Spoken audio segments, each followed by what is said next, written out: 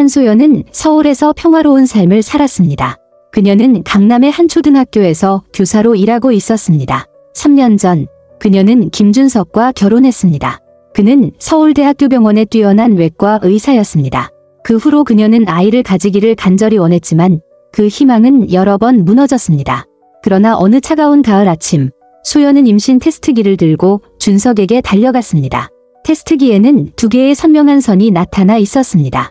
준석의 눈에서는 기쁨의 눈물이 흘러내렸고 그는 그녀를 꼭 안았습니다. 준석에게는 몇 년 전 소연과 태어나지 못한 아이를 잃은 기억이 여전히 남아 있었습니다. 그 비극은 그를 산부인과에서 멀어지게 만들었습니다. 하지만 이번에는 소연과 그녀의 뱃속에 있는 아기를 지키겠다고 다짐했습니다. 그들에게 있어 이 아기는 그 무엇보다도 소중했습니다. 임신 초기 몇 달은 별다른 문제 없이 지나갔습니다. 소연은 입덧을 겪었지만 매번의 초음파 검사는 아기가 건강하다는 것을 알려주었습니다. 그녀의 배는 점점 커져갔고 그녀는 준비를 시작했습니다. 작은 한복 무늬의 옷을 사고 아늑한 유아실을 꾸몄습니다. 준석은 긴 시간 일을 하면서도 그녀를 돌보았습니다. 수술로 지친 그는 소연의 곁에 무릎을 꿇고 앉아 부드럽게 그녀의 배를 쓰다듬으며 아빠가 왔어, 꼬마야라고 속삭였습니다. 엄마는 괜찮아. 그들이 비극 후에 입양한 충직한 반려견 백호는 상황이 달라졌음을 느끼는 듯했습니다. 큰 털북숭이 개는 소연의 무릎에 머리를 올려놓고 그녀의 배를 지키듯이 바라보았습니다. 그러나 임신 7개월이 되자 무언가 이상했습니다. 아기의 발길질이 유난히 강해졌고 소연은 때때로 이상한 움직임을 느꼈습니다. 마치 2개의 힘이 뱃속에서 움직이는 듯했습니다. 배에는 무거운 압박이 느껴졌고 날카로운 통증이 따랐습니다. 처음에는 가스로 생각했지만 점점 불안해졌습니다. 백호도 알아차렸습니다. 그는 소연 주위를 서성이며 신음하고 축축한 코로 그녀의 손을 툭툭 쳤습니다. 어느 저녁 통증이 심해지자 소연은 준석을 향해 말했습니다. 오빠, 무언가 잘못된 것 같아. 그녀는 떨리는 목소리로 말했습니다. 그는 즉시 검진을 받기로 했습니다. 병원에서 초음파 검사가 시작되었습니다. 박 박사, 그의 신뢰할 만한 산부인과 전문의는 아이의 심장 박동 소리를 들으며 미소 지었습니다. 여전히 건강해요. 그가 말했습니다. 그러나 곧 그의 표정이 어두워졌습니다. 그는 다시 한번 초음파 화면을 살펴보며 눈살을 찌푸렸습니다. 준석은 화면의 변화를 바로 알아차렸습니다. 무슨 일이죠? 박사님, 소연은 준석의 손을 잡으며 물었습니다. 박 박사는 잠시 망설이다 입을 열었습니다. 아이는 잘 자라고 있지만 이상한 덩어리가 보입니다. 무언가와 관련이 있어요. 방 안은 두려움으로 가득 찬 침묵에 휩싸였습니다. 준석은 긴장한 목소리로 물었습니다. 혹시 낭종이나 종양인가요? 박 박사는 고개를 가볍게 끄덕였습니다. 아닙니다. 특정한 것은 아닙니다. 다만 또 다른 태아가 있는 것 같습니다. 소연은 숨을 멈추었습니다. 그게 무슨 말씀이세요? 그녀는 놀라며 일어섰습니다. 준석은 재빨리 그녀를 진정시키며 말했습니다. 이건 태아 내 태아라는 현상입니다. 우리 아이 안에 또 다른 아이가 있는 거예요. 그 말은 천둥처럼 그들에게 다가왔습니다. 박 박사는 진지한 표정으로 고개를 끄덕였습니다. 희귀한 경우지만 초음파 결과가 명확합니다. 손과 다리가 보입니다. 소연은 배를 감싸며 믿기지 않는다는 듯 고개를 저었습니다. 백호는 그녀의 위기를 감지하고 다가와 다리의 따뜻한 몸을 기대었습니다. 소연은 준석을 바라보며 말했습니다. 또 다른 아이가 우리 안에 있다고요? 그녀의 목소리는 떨렸습니다. 박사는 이 믿기 힘든 상황을 확인해 주었습니다. 소연은 충격에 빠져 몸이 얼어붙은 듯 움직이지 못했고 준석은 그녀를 부드럽게 안아주었습니다. 그 순간 충격 속에서도 그는 두 아이 모두에 대한 특별한 연결을 느꼈습니다. 이 상황이 그들의 미래에 어떤 의미를 가질지 병원의 무거운 공기 속에서 답을 찾을 수 없었습니다. 소연은 병실에 얼어붙어 있었고 그녀의 손은 여전히 배 위에서 떨리고 있었습니다. 그럼 우리 아이는 괜찮은 건가요? 그녀는 박사에게 물었고 그의 목소리는 두려움 속에서도 단호했습니다. 박사는 신중하게 고개를 끄덕였습니다. 현재로서는 김소연 씨와 아이는 괜찮습니다. 하지만 이 상태가 계속된다면 아이의 장기에 압박을 줄 수 있습니다. 출산 후 바로 수술이 필요할 수도 있습니다. 준석은 그녀의 손을 꼭 잡으며 말했습니다. 걱정하지 마. 소연아. 우리는 무슨 일이 있어도 아이를 지킬 거야. 하지만 불안감은 쉽게 사라지지 않았습니다. 그날 밤 소연은 잠을 이룰 수 없었습니다. 집으로 돌아온 준석은 불안해졌습니다. 그는 소연을 진정시키려 했지만 초음파 이미지에서 본 아이 안에 있는 또 다른 아이의 모습은 그를 놀라게 했습니다. 그들의 점원 셰퍼드 베코는 소연의 불안을 느꼈습니다. 큰 개는 그녀의 배에 머리를 대고 따뜻한 존재감을 전해주었습니다. 소연은 베코의 귀를 쓰다듬으며 중얼거렸습니다. 베코야, 하은이를 지켜줄 거지? 베코는 마치 두 사람을 지켜주겠다는 듯이 꼬리를 천천히 흔들었습니다. 그러나 배 속의 이상한 압박은 점점 더 무거워졌고 움직임은 생생하게 느껴졌습니다. 다음 날 그들은 MRI와 자세한 초음파 검사를 받기 위해 병원으로 돌아갔습니다. 차가운 침대에 누운 소연은 모니터에 생명의 징후가 나타나자 숨을 멈췄습니다. 하은의 작은 팔과 다리가 건강하게 움직였습니다. 그러나 박 박사는 그녀의 몸 안에 있는 그림자 같은 덩어리를 가리키며 말했습니다. 이것이 쌍둥이입니다. 그가 말했습니다. 소연의 놀라움은 완전해졌습니다. 단순한 덩어리가 아니었습니다. 기형인 팔과 다리가 보였고 희미한 두개골의 윤곽이 보였습니다. 이것이 살아있나요? 그녀는 떨리는 목소리로 물었습니다. 박 박사는 고개를 저었습니다. 아닙니다. 심장 박동도 없고 뇌의 발달 증거도 없습니다. 하지만 매우 빠르게 자라고 있습니다. 하은이가 태어난 후 제거하지 않으면 하은이가 위험해질 수 있습니다. 준석의 얼굴은 창백해졌고 그의 손은 떨렸습니다. 그는 더 이상 의사가 아닌 겁에 질린 아버지였습니다. 36주의 제왕절개를 계획하겠습니다. 박 박사가 말을 이었습니다. 예정일을 기다리는 것은 위험합니다. 소연은 마음이 무너졌습니다. 그녀는 자연분만을 꿈꾸었고 부드러운 진통 끝에 하은을 안아보고 싶었습니다. 이제 그녀의 몸은 전쟁터 같았습니다.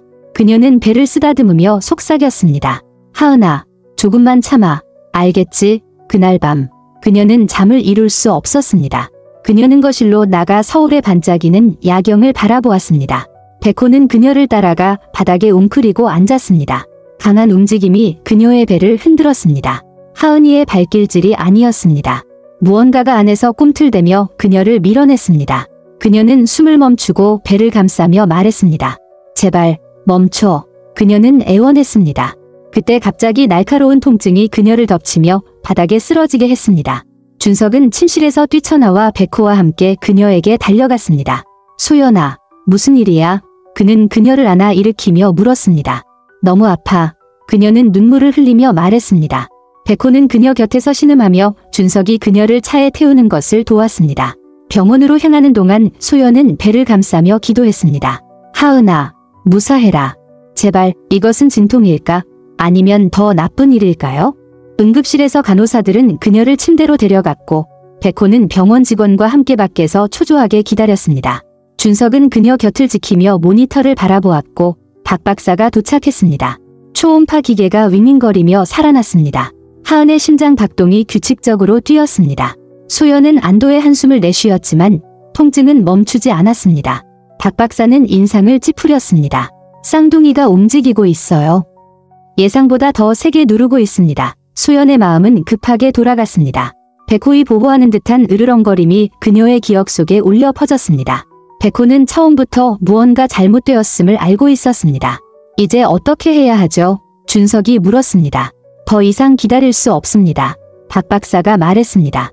오늘 밤 수술을 해야 합니다. 소연의 세상은 흐려졌습니다.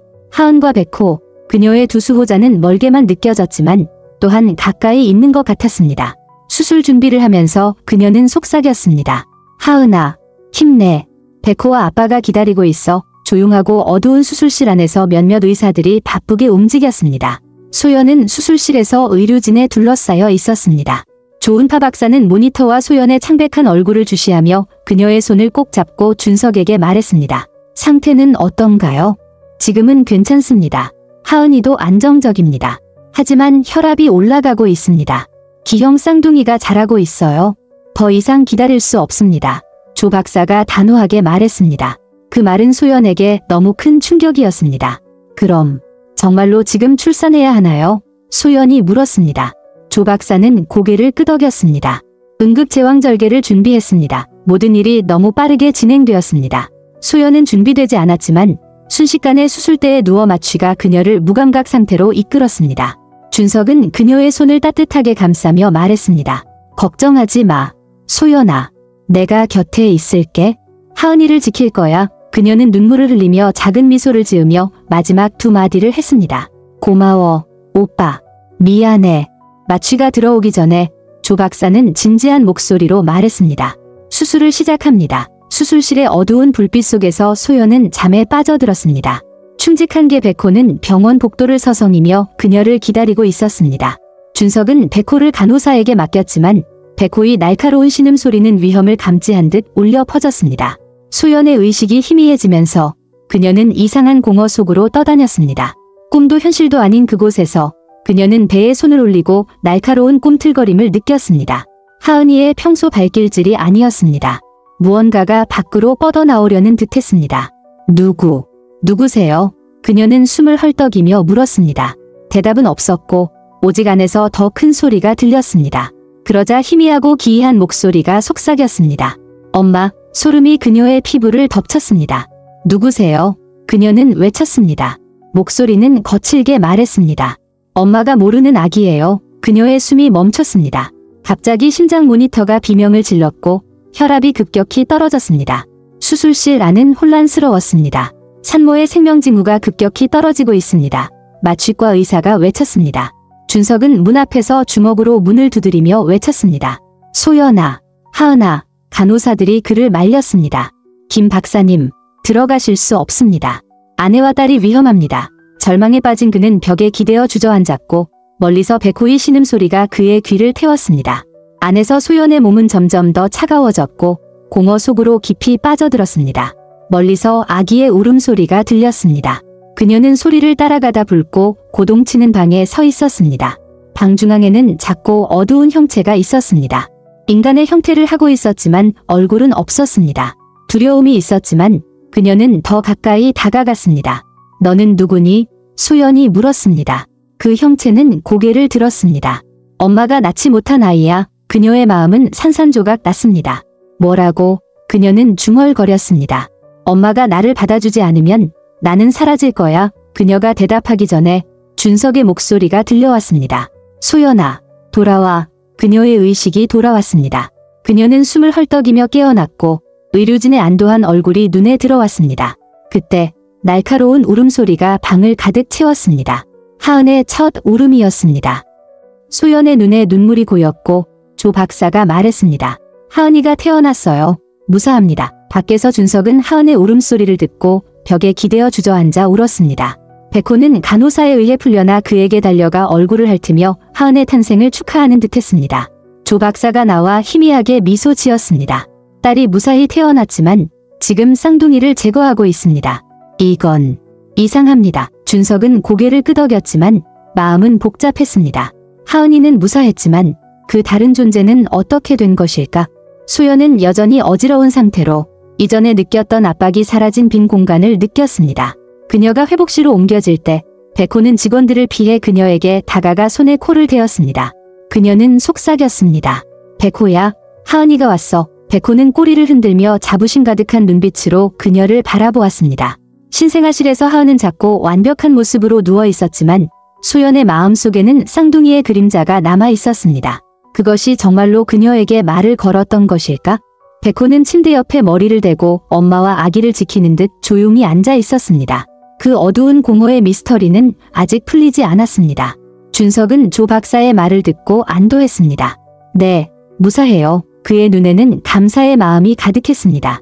진짜로 고마워. 그녀는 속삭였고 마취에서 깨어나는 목소리가 들렸습니다. 하지만 상황은 여전히 불안정했습니다. 수술실 안에서는 새로운 위기가 닥쳤습니다. 김하은이 무사히 태어났지만 그의 작은 몸에서 이상한 조직을 제거하는 과정에서 또 다른 문제가 발생했습니다. 의료진은 신속하게 추가 수술을 시작했습니다.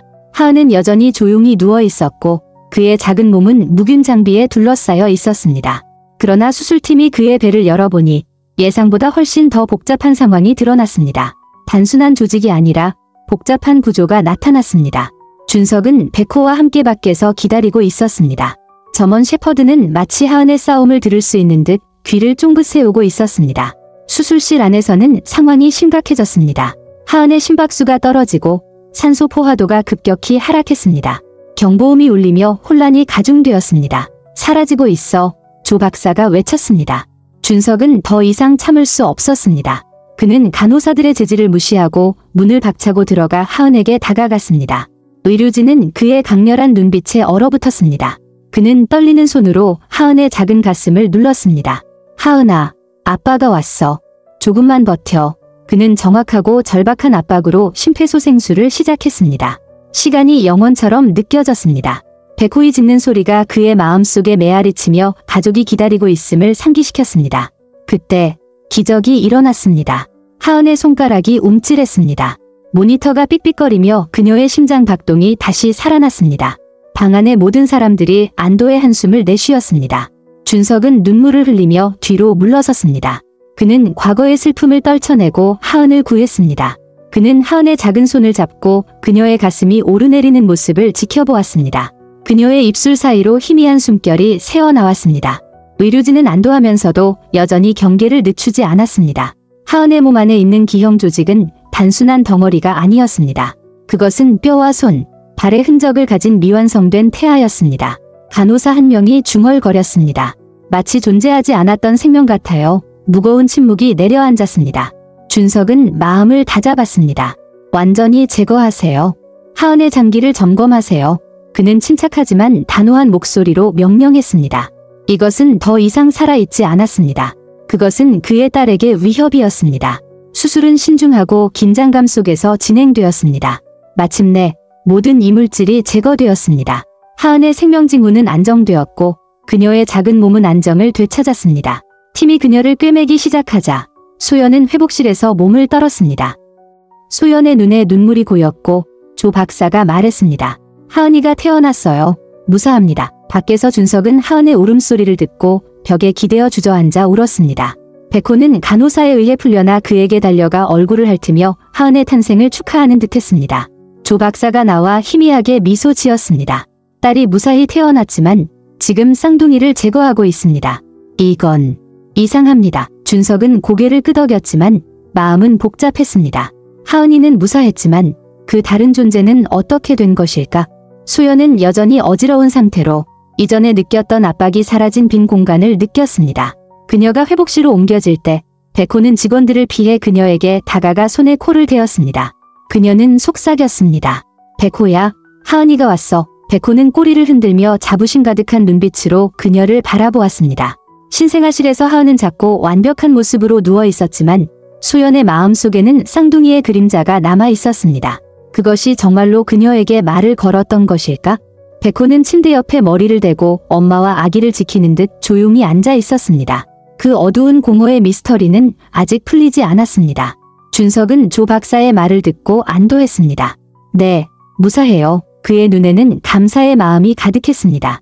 진짜로 고마워. 그녀는 속삭였고 마취에서 깨어나는 목소리가 들렸습니다.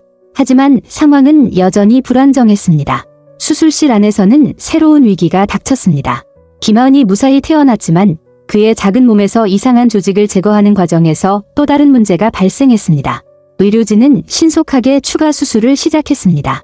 하은은 여전히 조용히 누워 있었고 그의 작은 몸은 묵은 장비에 둘러싸여 있었습니다.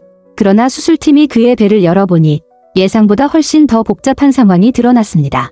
단순한 조직이 아니라 복잡한 구조가 나타났습니다. 준석은 백호와 함께 밖에서 기다리고 있었습니다. 점원 셰퍼드는 마치 하은의 싸움을 들을 수 있는 듯 귀를 쫑긋 세우고 있었습니다. 수술실 안에서는 상황이 심각해졌습니다.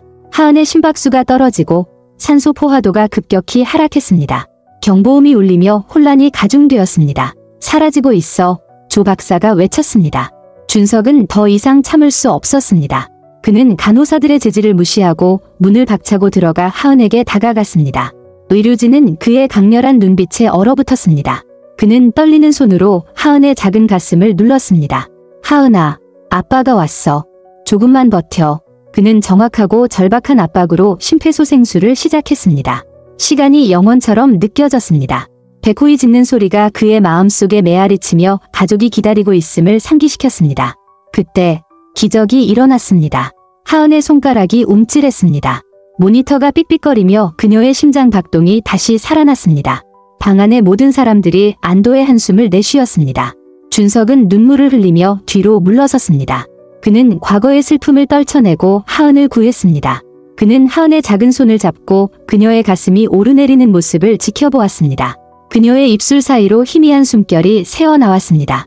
의료진은 안도하면서도 여전히 경계를 늦추지 않았습니다.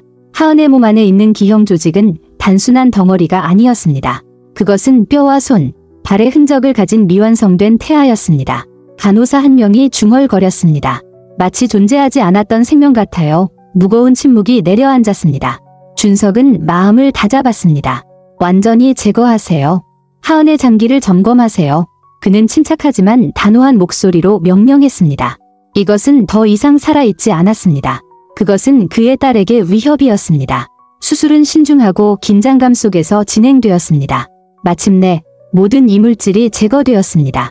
하은의 생명징후는 안정되었고 그녀의 작은 몸은 안정을 되찾았습니다. 팀이 그녀를 꿰매기 시작하자 소연은 회복실에서 몸을 떨었습니다.